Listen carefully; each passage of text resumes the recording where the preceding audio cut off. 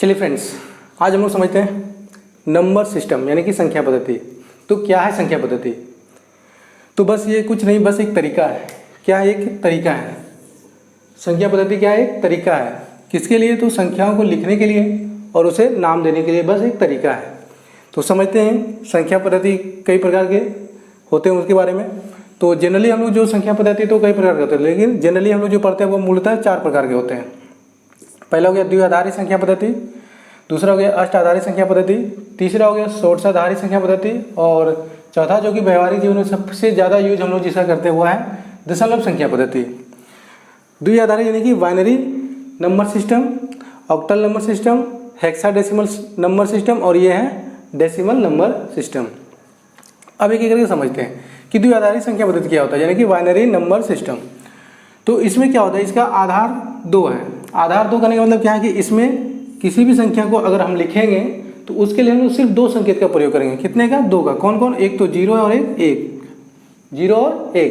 तो इसमें किसका प्रयोग होता है? 0 और 1 का, यानी इसका जो सिंबल यानी कि संकेत है वो क्या है? 0 और 1। इसी के द्वारा हम लोग किसी भी संख्या को लिखना हो सिर्फ उसमें जब लिखेंगे तो उसके जगह पर सिर्फ क्या आएगा? 0 और 1 ही आएगा, इसके अलावा कुछ भी नहीं आएगा। अब समझते हैं अष्टाधारी संख्या यानी कि ऑक्टल नंबर सिस्टम। इसका बेस कितना होता है? 8 होता है। बेस कितना होता है? 8। कहने का मतलब इसमें जब भी हम किसी संख्या को लिखेंगे तो उसका जो बेस होगा वो कितना होगा? 8 होगा, और उसके लिए हम लोग 8 तरह के संकेत का प्रयोग करेंगे। अब कौन कौन से संकेत होते हैं? तो 0 होता है, 1 2 3 4 5 6 7, यानी कि 0 से लेकर 7 तक।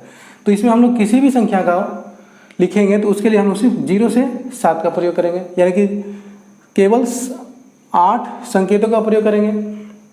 अब समझते हैं षोडशाधारी संख्या क्या होता है, यानी कि हेक्साडेसिमल नंबर सिस्टम। इसका बेस 16 होता है, यानी कि इसमें किसी भी संख्या को लिखने के लिए हम लोग 16 तरह के अंकों का यानी 16 तरह के संकेतों का प्रयोग करते हैं। अब ये कौन कौन से हैं? तो 0 है, 1 2 3 4 5 6 से लेकर 9 तक। उसके बाद हम लोग ABCD का ले लेते हैं, A से लेकर F तक। तो ये सभी क्या है? इसके सिंबल है, यानी कि इस पद्धति में जब भी हम लोग किसी संख्या को लिखेंगे तो इन्हीं सब सिंबल का प्रयोग करेंगे। इन 16 सिंबलों को एक साथ सम्मिलित करके व्यवस्थित करके हम लोग लिखेंगे।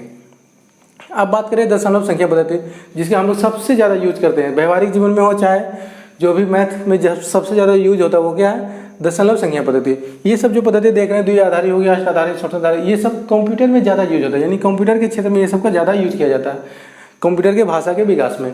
लेकिन ये जो दशमलव संख्या पद्धति है तो इसका हम लोग व्यवहारिक जीवन में सबसे ज़्यादा यूज करते हैं। कंप्यूटर के क्षेत्र में हालांकि इसका यूज इसका भी होता है, लेकिन सबसे ज़्यादा इसका यूज क्या होता है? व्यवहारिक क्षेत्र में।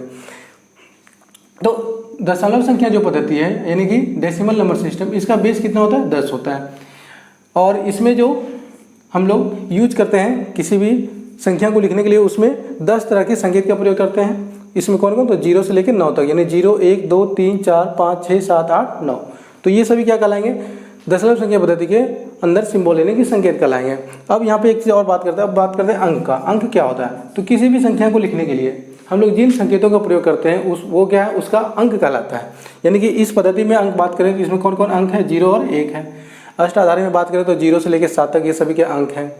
और षोडशाधारी में बात करें तो 0 से लेकर 9 तक और A से लेकर F तक ये सभी क्या अंक हैं। उसी तरह बात करें डेसिमल नंबर यानी दशमलव संख्या पद्धति में तो 0 से लेकर 9 तो ये सभी क्या अंक हैं। और इस आधार पर अब हम लोग संख्या की बात करें, इसकी संख्या किसको बोलेंगे? संख्या।